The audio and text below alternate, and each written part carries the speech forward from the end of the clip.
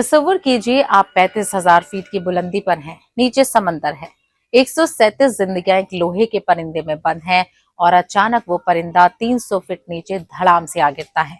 چیخے، افراتفری، زخمی مسافر۔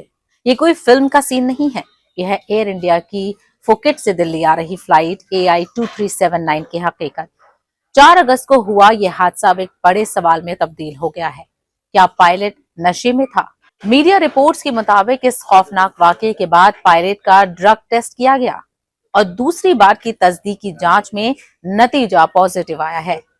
پہلی جانچ میں نتیجہ نان نیگیٹو آیا تھا، جو ایک شروعاتی ریپڈ ٹیسٹ ہوتا ہے۔ اب اس پورے معاملے پر ملک کے civil aviation minister Ram Mohan Naidu نے خود مورچہ سنبھالا ہے۔ انہوں نے صاف کہا ہے کہ حکومت اس معاملے کو بے حد سنجیدگی سے دیکھ رہی ہے۔ اس واقعے کی تحقیقات aircraft accident investigation bureau یعنی AAIB کر رہا ہے۔ منسٹر نے کہا کہ فائنل رپورٹ آنے تک کچھ بھی کہنا جلد بازی ہوگی، لیکن اگر ڈرگ کا معاملہ صحیح نکلا اور نیاموں سے چھیڑ چھاڑ ہوئی ہے تو سخت سے سخت کارروائی ہوگی۔ I would say that let us wait for the full-fledged report to come from AIB so that we can see what definitive action needs to be taken on this.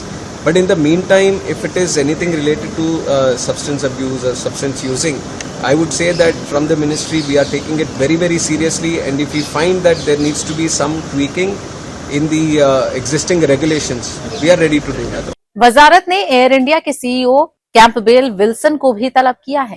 137 مسافر اور 8 کرو ممبر والے اس ایئر بس A320 میں 20 مسافر اور 4 کرو ممبر زخمی ہوئے تھے۔ اب سوال یہ ہے کہ یہ جانچ ہوتی کیسے ہے؟ DGCA کے قانون کے مطابق پائلٹ کے یورین سیمپل کو 2 حصوں میں بانٹا جاتا ہے۔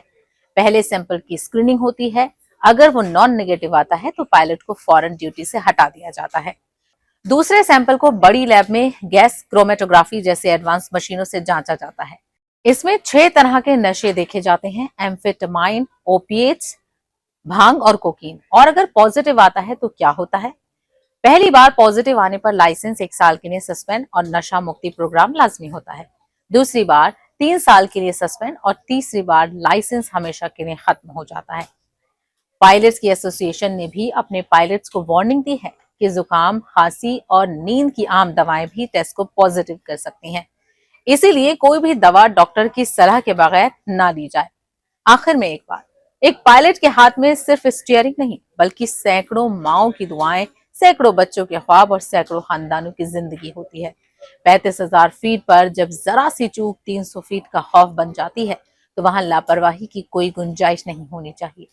ٹاٹا گروپ کی ایئر انڈیا پہلے ہی $2.3 ارب کے گھاٹے اور پچھلے سال کے ڈریم لائنر حادثے سے جوجھ رہی ہے۔